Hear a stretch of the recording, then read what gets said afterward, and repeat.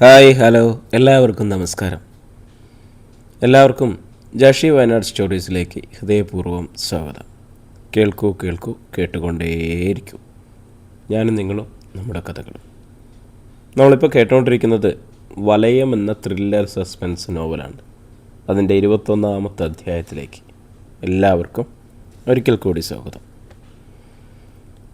Susan Fernandez ഉച്ചതിരിഞ്ഞ് 2 മണിയോടെയാണ് വീട്ടിൽ തിരിച്ചെത്തിയത്. 2 ആഴ്ചയായി അവർ അജ്ഞാതവാസത്തിലായിരുന്നു. ഹോസ്റ്റലുകളിലും മറ്റും മാറി മാറി താമസിച്ചു. വീട്ടിൽ താൻ വധിക്കപ്പെട്ടേക്കുമെന്നുള്ള ഒരു ഭീതിയായിരുന്നു ഉള്ളിൽ. ഒരു ഭീരുവിനെ പോലെ ഇങ്ങനെ ഒളിവിൽ പാർക്കുന്നതിൽ അർത്ഥമൊന്നുമില്ലെന്ന് സൂസന് പിന്നീട് തോന്നി. ആ ഇടയ്ക്കാണ് വീട്ടിലേക്ക് ഫോൺ ചെയ്തപ്പോൾ രാവും പകലും ഓരോ പോലീസ് കോൺസ്റ്റബിൾമാർ വന്ന് വീടിന് കാവൽ നിൽക്കുന്നതായി മത്തായി ചേട്ടൻ അറിയിച്ചു. താൻ ഐജിക്കോ മന്ത്രിക്കോ നൽകിയ നിവേദനത്തിൻ്റെ ഫലമായിരിക്കാം ഈ പുതിയ പരിപാടിയെന്ന് സൂസന് തോന്നി. തൻ്റെ ജീവൻ്റെ സുരക്ഷിതത്തിന് ഒരു പോലീസ് കോൺസ്റ്റബിൾ. സൂസൻ കാർ നിർത്തി ഇറങ്ങിയതും കാവലുണ്ടായിരുന്ന കോൺസ്റ്റബിൾ സിറ്റൗട്ടിൽ നിന്നും താഴെ ഇറങ്ങി വണക്കം നടിച്ചു. സൂസൻ ഒന്ന് പുഞ്ചിരിച്ചിട്ട് നേരെ അകത്തേക്ക് പോയി. അകത്ത് കയറിയപാടെ മത്തായി ചേട്ടനോട് ഏതാനും വാക്കുകൾ സംസാരിച്ച് അവർ മുകളിലേക്ക് പോയി. മത്തായി ചേട്ടൻ ഊണെടുത്ത് വയ്ക്കട്ടെ എന്ന് ചോദിച്ചപ്പോൾ വേണ്ട എന്നായിരുന്നു ഉത്തരം. വൈകുന്നേരം വരെ അവരുറങ്ങി. കുളിയും ലഘുഭക്ഷണവും കഴിഞ്ഞ് 7 മണിക്ക് സിറ്റൗട്ടിൽ വന്നപ്പോൾ കോൺസ്റ്റബിൾ മാറിയിരിക്കുന്നതായി കണ്ടു. കുടിച്ചു വെളിവുകെട്ട അയാൾ കുഴഞ്ഞ സ്വരത്തിൽ സലാം കൊടുത്തു. നിങ്ങളെയാണോ എൻ്റെ സെക്യൂരിറ്റിക്ക് അയച്ചിരിക്കുന്നത്?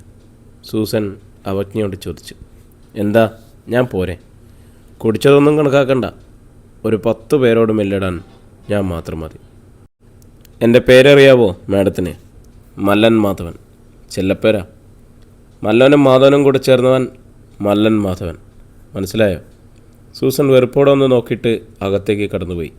വാതിൽ വലിച്ചടച്ചു. രാത്രി 11 മണിവരെ സൂസൻ എഴുത്തുമേശയിലായിരുന്നു. അത്യാവശ്യം ചില കത്തുകൾ എഴുതി. സൂസൻ്റെ വീടിൻ്റെ ബാങ്ക് ബാലൻസിനും മറ്റു വസ്തുക്കൾക്കും അവകാശിയായി അപ്പുവിനെ വെച്ചുകൊണ്ട് ഒരു വിൽപത്രം എഴുതിയുണ്ടാക്കി. വസ്തുവകകൾക്കെല്ലാം കെയർടേക്കറായി ശിവൻകുട്ടിയെ വെച്ചുകൊണ്ട് ഒരനുബന്ധവും. വിൽപത്രം പിന്നീട് രജിസ്റ്റർ ചെയ്യണമെന്ന് ഉറപ്പിച്ച് അവർ അലമാരിയിൽ വെച്ച് പൂട്ടി. അലമാരിയിൽ നിന്നും ഫോട്ടോ ആൽബങ്ങൾ എടുത്ത് മറിച്ചു നോക്കി. തൻ്റെ ചെറുപ്പകാലത്തെ ഫോട്ടോ, ക്രിസ്റ്റിയുടെ ഫോട്ടോ, താനും ക്രിസ്റ്റിയും ഒന്നിച്ചുള്ള ഫോട്ടോകൾ, എൽസയുടെയും സ്റ്റീഫൻ്റെയും ലോറൻസിൻ്റെയും ഫോട്ടോകൾ, എല്ലാവരും ഒന്നിച്ചു നിൽക്കുന്നത്, എൽസയും താനും മാത്രമുള്ളത്. അരുണിൻ്റെ കുഞ്ഞുനാൾ മുതലുള്ള ചിത്രങ്ങൾ. തൻ്റെ മുലപ്പാൽ കുടിച്ച് വളർന്നവനാണവൻ, സ്വന്തം മകനെപ്പോലെ. അങ്ങനെയാണ് അവനെ സ്നേഹിച്ചതും പരിപാലിച്ചതും. അവനിന്ന് തനിക്കെതിരെ മരണ വാറണ്ടുമായി നടക്കുന്നു. തൻ്റെ മകനെ തൂക്കിലേറ്റാനും അവൻ്റെ കുടുംബത്തെ ചുട്ടരിക്കാനും കൂട്ടുനിൽക്കുന്നു. നോബലിൻ്റെ ഫോട്ടോയാണത്. ഫോട്ടോ എടുക്കാൻ അവൻ വിസമ്മതിച്ചതിനാൽ പത്രങ്ങളിൽ നിന്നും വെട്ടിയെടുത്ത് ഒട്ടിക്കുകയായിരുന്നു. അവൻ്റെ വിവാഹം കഴിഞ്ഞ ശേഷമാണ് പിന്നീട് ശരിയായ ഫോട്ടോ കിട്ടിയത്. നോബലും ജാൻസിയും ഒന്നിച്ചുള്ള ഫോട്ടോ. നല്ല ഇണക്കം തോന്നുന്നു. നോബലും ജാൻസിയും അപ്പുവും ഒന്നിച്ചിരിക്കുന്ന ചിത്രം. ഇത് താനാണ് എടുത്തത്.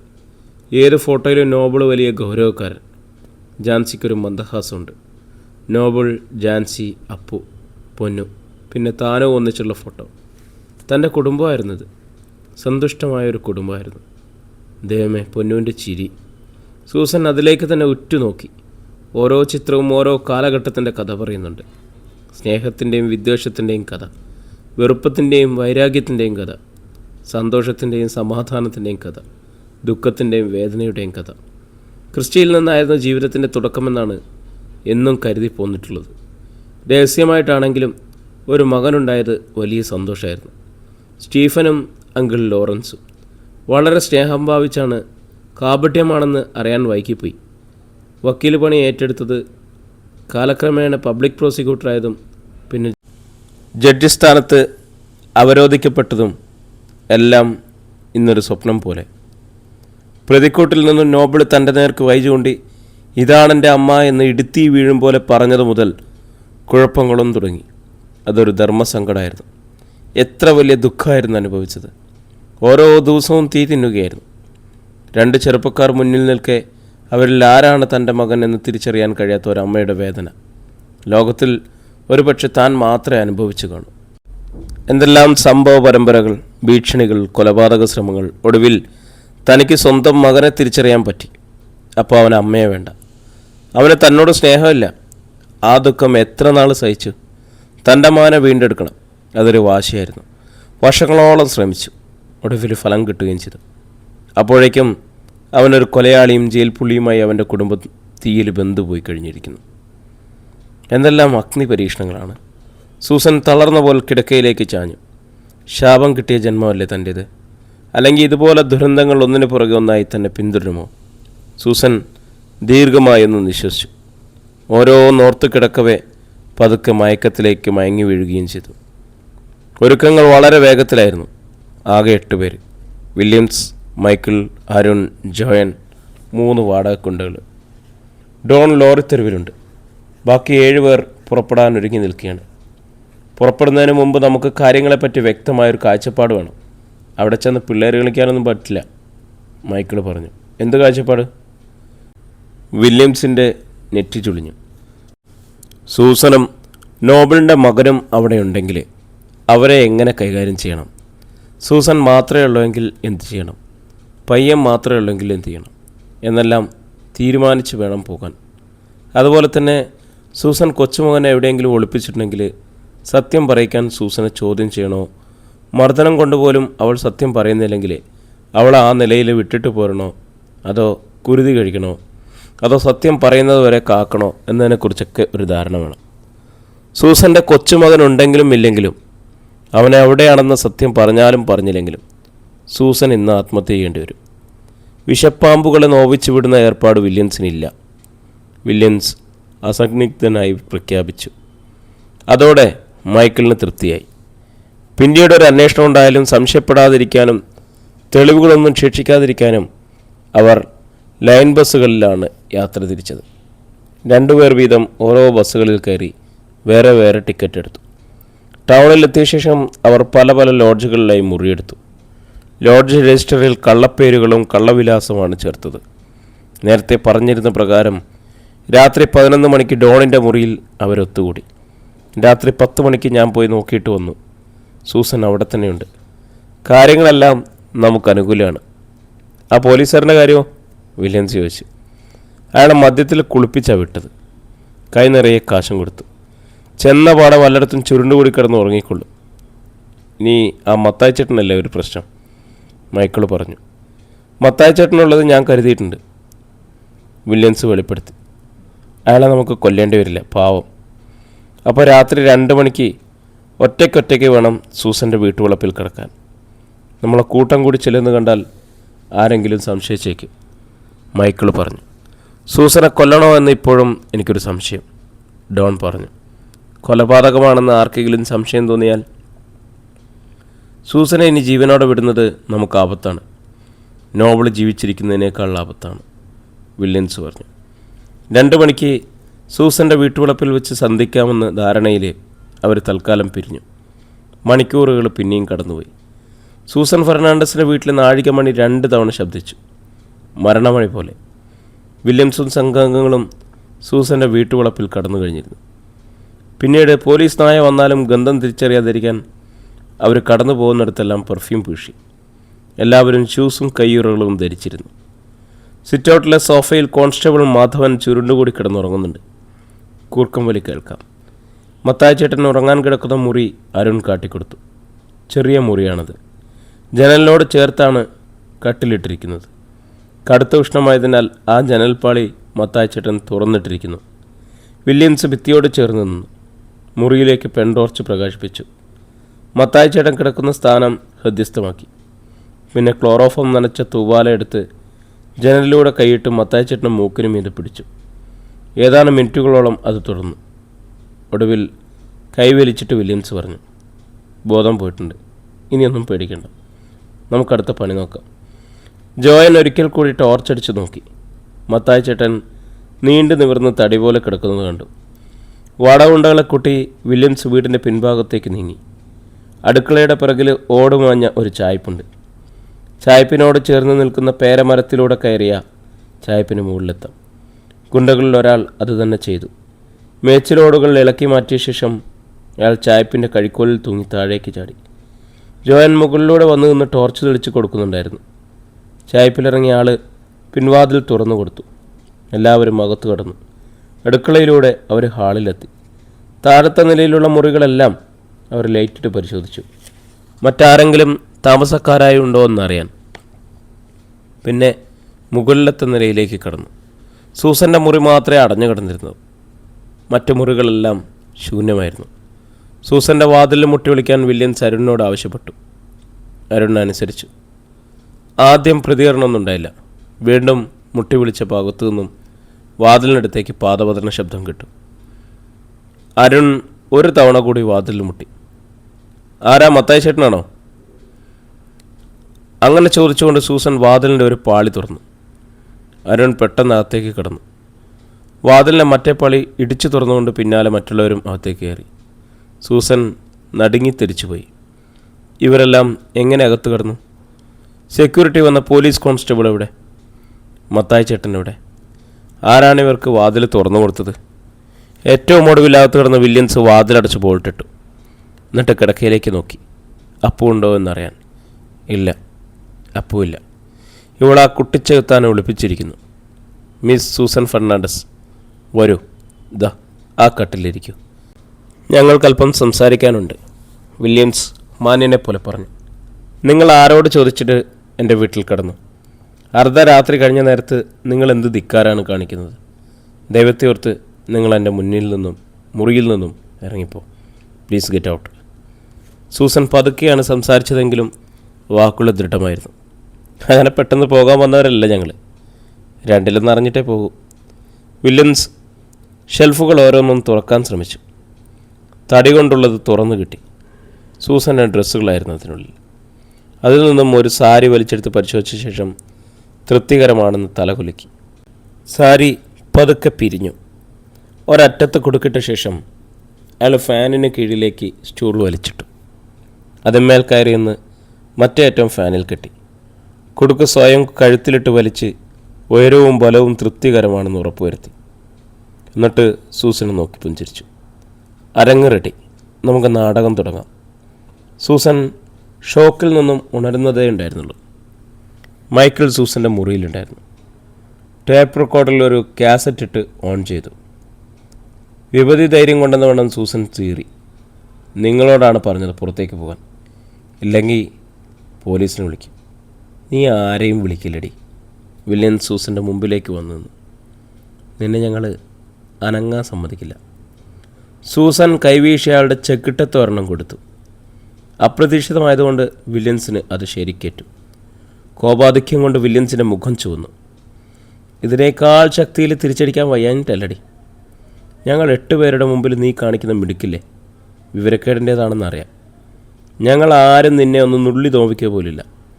കാരണം നാളെ പോസ്റ്റ്മോർട്ടം നടത്തുമ്പോൾ നിൻ്റെ ശരീരത്തിൽ ബലപ്രയോഗത്തിൻ്റെ ക്ഷതങ്ങളോ മുറിവുകളോ കാണാനിടയാകുന്നത് ഞങ്ങൾക്ക് തീരെ ഇഷ്ടമുള്ള കാര്യമില്ല. സൂസൻ വീണ്ടും കൈവീശിയപ്പോൾ വില്യൻസ് പറഞ്ഞു, ഇത്ര ശോഭിക്കേണ്ട കാര്യമൊന്നും ഉണ്ടായിട്ടില്ലല്ലോ. വാ, നമുക്ക് സമാധാനമായിട്ട് സംസാരിക്കാം. എനിക്ക് നിന്നോടൊന്നും സംസാരിക്കാനില്ല. സൂസൻ ടെലിഫോണിനടുത്തേക്ക് നീങ്ങി. Michael telephone കൈവശപ്പെടുത്തി. സൂസൻ അതിൽ തൊടാൻ പോലും കഴിഞ്ഞില്ല.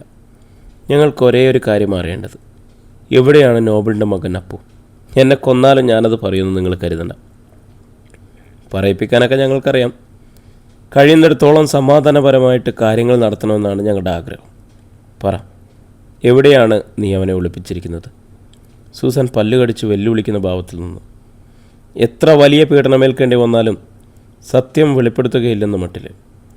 വില്യൻസ് സൂസനോട് കുറേ കൂടി അടുത്തു. മാറി നിൽക്കടാ, സൂസൻ ചീറി. വില്യൻസിൻ്റെ ഗ്ലൗസ് ഇട്ട കൈകൾ സൂസൻ്റെ കഴുത്തിൽ ഉരുക്ക് കമ്പി പോലെ മുറുകി. പറയടി, ആ ചെകുത്താങ്കുഞ്ഞിനെ നീ എവിടെ ഒളിപ്പിച്ചു? ചെറുക്കാൻ ശ്രമിച്ച് സൂസൻ്റെ കൈകൾ മൈക്കിള് പിന്നോട്ട് പിണഞ്ഞു കെട്ടി. അവനവിടെ നോബിളിൻ്റെ സന്തതി. വിരലുകൾ പിന്നെയും മുറുകി. സൂസൻ ശ്വാസം മുട്ടിപ്പടഞ്ഞു. പറയ്. സൂസൻ്റെ കണ്ണുകൾ പുറത്തേക്ക് തള്ളി. നാവ് തുറിച്ച് വീണ്ടും അവർ ബോധശൂന്യമാകുമെന്ന് വന്നപ്പോൾ വില്യൻസ് പിടിയച്ചു. ശ്വാസം വീണ്ടെടുത്ത സൂസൻ വില്യൻസിൻ്റെ മുഖത്ത് തുപ്പി. ഇതാണ് നിനക്കുള്ള മറുപടി. അവൻ ഞരങ്ങി. വില്യൻസ് മൈക്കിളിനെ കണ്ണു കാണിച്ചു. മൈക്കിള് പാൻറ്റിൻ്റെ പോക്കറ്റിൽ നിന്നും ഒരു ചെറിയ മദ്യക്കുപ്പി എടുത്തു. അതിൽ തുല്യ അളവിൽ മദ്യവും വെള്ളവും ചേർന്നിറച്ചിരുന്നു. രണ്ടുപേരും സൂസൻ്റെ ശിരസ് പിന്നോട്ട് മലർത്തിപ്പിടിച്ചു. ഡോൺ സൂസൻ്റെ കൈകൾ പിടിച്ചു വെച്ചു. തല കുടഞ്ഞ് കുതറിക്കാൻ ശ്രമിച്ചുകൊണ്ടിരുന്ന സൂസൻ്റെ ഇരു കവളിലും വില്യംസ് ഇടതു കൈയുള്ള വിരലുകൾ അമർത്തിപ്പിടിച്ചു. വേദന കൊണ്ട് സൂസൻ വായ് തുറന്നതും അയാൾ തുറന്ന മദ്യക്കുപ്പി അവളുടെ വായിലേക്ക് തള്ളിക്കയറ്റി. മദ്യം ഗുൾഗുൾ ശബ്ദത്തോടെ തൊണ്ടയിലേക്ക് ഒഴുകി. സൂസൻ ഇടയ്ക്കിടെ വിക്കി.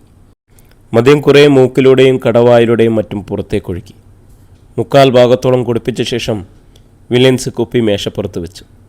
ഡോൺ പോയി ഒരു ഗ്ലാസും കുറേ വെള്ളം എടുത്തുകൊണ്ടുവന്നു. മേശമേൽ വെച്ചു.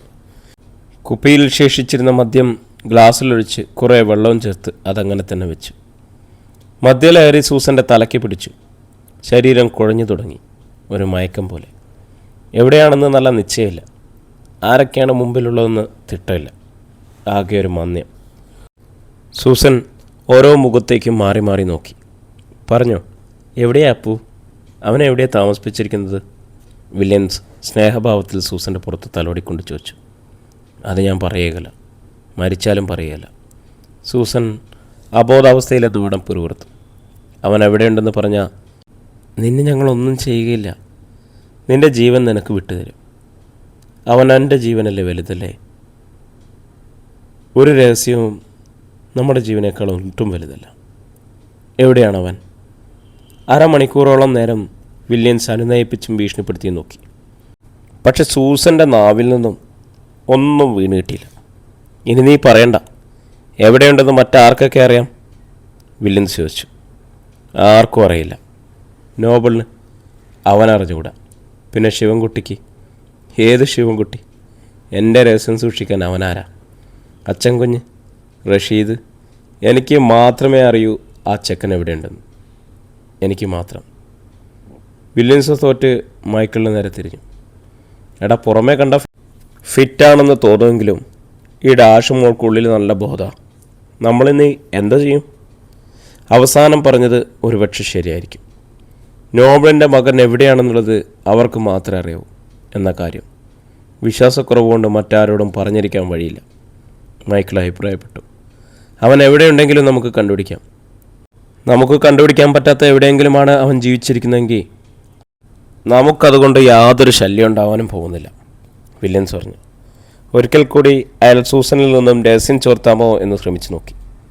ഒടുവിൽ അയാൾ ആ ശ്രമം ഉപേക്ഷിച്ചു. പിന്നീട് സൂസനെ വില്യംസ് പിടിച്ചു വലിച്ച് മേശയ്ക്ക് മുമ്പിൽ കൊണ്ടുവന്ന് നിർത്തി. കടലാസും പേനയെടുത്ത് കടലാസിൽ മേശപ്പുറത്ത് വെച്ചിട്ട് പേന സൂസൻ്റെ കയ്യിൽ കൊടുത്തു. ഞാൻ പറയുന്ന വാക്കുകൾ അതേപടി എഴുതിയാൽ നിന്നെ ജീവനോടെ വിടാം. വാക്കുകൾ? പുച്ഛം കലർന്ന ചോദ്യഭാവത്തിൽ സൂസൻ അയാളെ നോക്കി. എൻ്റെ മകനും കുടുംബത്തിനുണ്ടായ ദുർവിധിയിൽ മനംനൊന്ത് ഞാൻ ആത്മഹത്യ ചെയ്യുന്നു. വില്യംസ് വാക്കുകൾ ഓരോന്നായി പറഞ്ഞു കൊടുത്തു. സൂസൻ തിരിഞ്ഞ് വില്യംസിനെ ഒന്ന് നോക്കി. അവജ്ഞയോടെ ചിരിച്ചു. പേന അമർത്തിപ്പിടിച്ച അതിൻ്റെ കമ്പൊടിയുന്ന ശക്തിയിൽ അവർ കോറിക്കൊണ്ടിരിക്കുന്നു. ചതിക്കെന്നെ കിട്ടിയില്ല. അവർ പറഞ്ഞു, നിങ്ങൾക്കെന്നെ കൊല്ലണമെങ്കിൽ കൊല്ലുക. വില്യംസ് തൻ്റെ സംഘാംഗങ്ങൾക്ക് അടയാളം നൽകി. എല്ലാവരും കൂടി സൂസനെ പൊക്കിയെടുത്ത് ടീപ്പോയിൽമേൽ സ്റ്റൂളിട്ട് സ്റ്റൂളിന്മേൽ നിർത്തി. വില്യംസ് മേശമേൽ കയറി നിന്ന് സൂസൻ്റെ കഴുത്തിൽ സാരിക്കുടുക്ക് കുറുക്കി. സൂസൻ ആദ്യം കുറേ കുതിരി നോക്കിയെങ്കിലും ഫലമുണ്ടായില്ല. കുടുക്ക് കഴുത്തിൽ വീണ് കഴിഞ്ഞപ്പോൾ സൂസൻ അസാധാരണമാം വിധം ശാന്തത പറിച്ചു. ഒരൊറ്റ ചാൻസ് കൂടി നിനക്ക് തരികയാണ്. നോബിളിൻ്റെ മകനെ നീ എവിടെയാണ് ഒളിപ്പിച്ചതെന്ന് പറഞ്ഞാൽ നിന്നെ ജീവനോടെ വിട്ടയക്കാം. സൂസൻ്റെ മുഖത്ത് ഒരിക്കൽ കൂടി അവജ്ഞയും നിന്ദയും നിറഞ്ഞു. ഒരിക്കൽ കൂടി അവർ വില്യംസിൻ്റെ മുഖത്ത് തുപ്പി. എൻ്റെ അപ്പൂനെ നിനക്ക് കിട്ടില്ലടാ, ഒരു കാലത്തും കിട്ടുകയില്ല. അന്തിമ വിജയം നിനക്കാണെന്ന് നീ അഹങ്കരിക്കും വേണ്ട. നിനക്ക് തിരിച്ചടി കിട്ടും. ഒരു തെറ്റും ചെയ്യാത്ത പാവങ്ങളെ ജീവനോട് ചുട്ടുകരിച്ചതിനും എന്നോട് ഈ ചെയ്യുന്നതിനും കണക്ക് പറയേണ്ടി വരും. എൻ്റെ മകനും അവൻ്റെ കുഞ്ഞുങ്ങളും അനുഭവിക്കേണ്ട സ്വത്തിൽ ഒരു ചില്ലി പോലും അനുഭവിക്കാൻ നിനക്കോ നിൻ്റെ ആളുകൾക്കോ സാധിക്കില്ല. ഇത് നീ മനസ്സിൽ കുറിച്ചിട്ടോ. ശാപം പോലെ കഠിനമായിരുന്നു സൂസൻ്റെ വാക്കുകൾ. കഠിനമായിരുന്നു അവരുടെ മുഖം. അരുൺ, ആ സ്റ്റൂൾ തള്ളിക്കളി. അവൾ ചാവുന്ന എനിക്ക് കാണണം ഇപ്പോൾ തന്നെ. എന്നാലേ എനിക്ക് തൃപ്തിയാവും.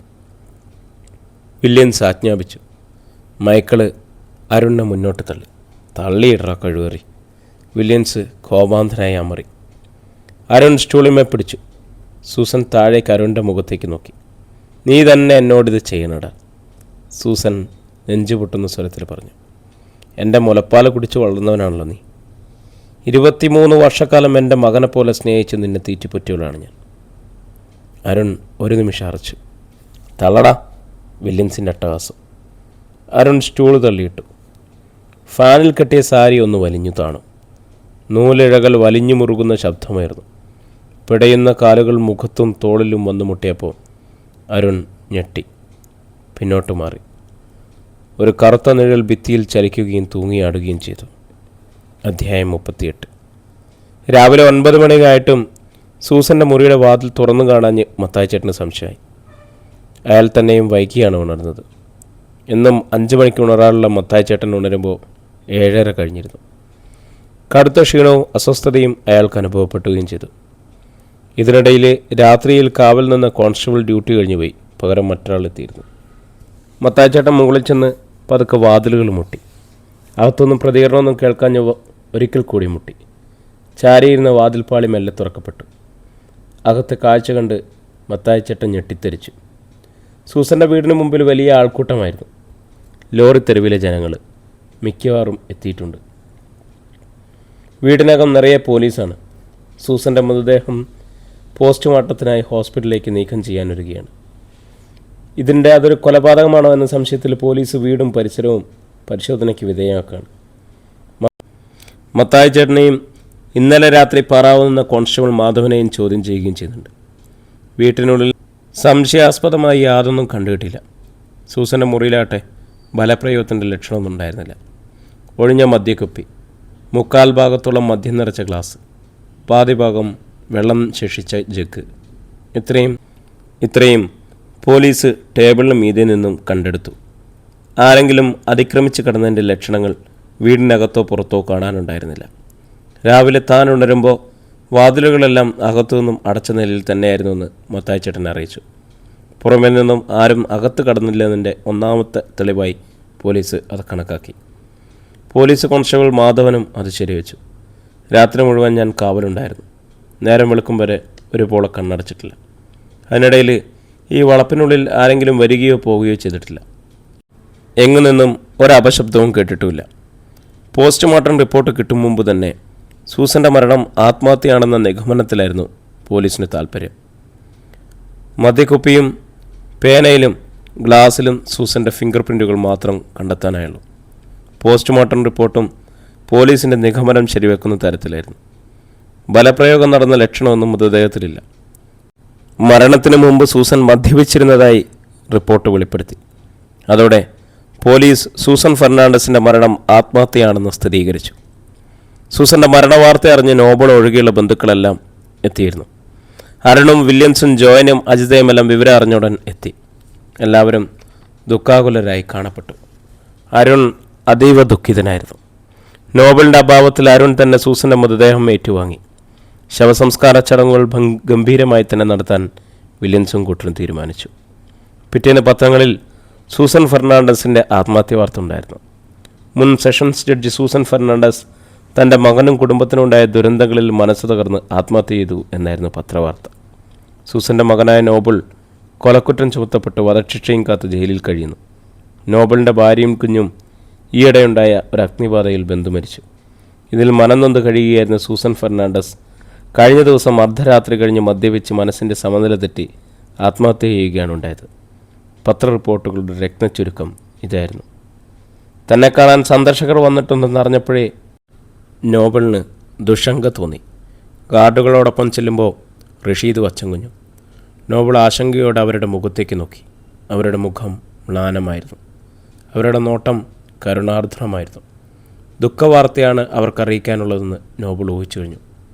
പറഞ്ഞു, മടിക്കണ്ട, എനിക്ക് താങ്ങാൻ പറ്റും. അച്ചൻകുഞ്ഞും റഷീദും പരസ്പരം നോക്കി.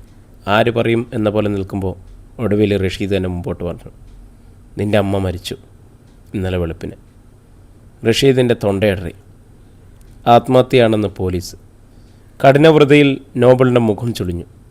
ചുണ്ടുകൾ വിറച്ചു. മുഖമൽപ്പം മേലോട്ടുയർത്തി. ദീർഘനിശ്വാസം എടുത്തിട്ട് അയാൾ കണ്ണുകളിൽ ഇറുക്കെ പൊട്ടി. പിന്നെ ഇരു കൈത്തലങ്ങൾ കൊണ്ട് മുഖം പൊത്തി. അയാളൊന്നും മിണ്ടാതെ തിരിഞ്ഞു നടന്നു. സൂസൻ മരണപ്പെട്ടതിൻ്റെ പിറ്റേന്ന് ലോറിത്തെരുവിൽ ഒരു പോലീസ് വന്നു. ഒരു SIയും ഏതാനും പോലീസുകാരും ചാടി ഇറങ്ങി. അവർക്ക് ശിവൻകുട്ടി എവിടെയെന്നറിയണം. ഞാനാണ് ശിവൻകുട്ടി. ശിവൻകുട്ടി കൂസലന്നെ മുന്നോട്ട് ചെന്നു. ജീപ്പിലോട് കയറ. എന്താ സാറേ കാര്യം? കാര്യം അറിഞ്ഞിട്ടേ നീ കയറുകയുള്ളൂ. അത്രേ ഉള്ളൂ സാറേ. നോബലിൻ്റെ മകനെ നീയല്ലടാ റാസ്കിൽ ഒളിപ്പിച്ചിരിക്കുന്നത്. എന്നാര് പറഞ്ഞു? നോബലിൻ്റെ മകനും ഞാനുമായിട്ട് എന്ത് ബന്ധം? നോബലിൻ്റെ മകൻ എവിടെയുണ്ടെന്ന് നിനക്കറിയാം അല്ലടാ? ഞാനെങ്ങനെ അറിയാൻ? സൂസൻ ഫെർണാണ്ടസ് നോബലിൻ്റെ മകനെയും കൊണ്ട് പോയതിനു ശേഷം തനിയെ തിരിച്ചു വന്നപ്പോൾ നിന്നെയാണ് ആദ്യം വന്ന് കണ്ടത്. ഞങ്ങൾക്കറിവ് കിട്ടിയിട്ടുണ്ട്. അതുകൊണ്ട് നോബലിൻ്റെ മകനെ എവിടെയാണ് പാർപ്പിച്ചിരിക്കുന്നതെന്ന് അവർ നിന്നോട് പറഞ്ഞില്ലേ? പ്രിയരെ, ഈ കഥ ഇവിടെ തുടരുകയാണ് കേട്ടോ. ഇതിൻ്റെ അടുത്ത ഭാഗമായിട്ട് നാളെ നമ്മൾ വീണ്ടും കണ്ടുകിട്ടും. അതുവരേക്കും എല്ലാവർക്കും നന്ദി, നമസ്കാരം.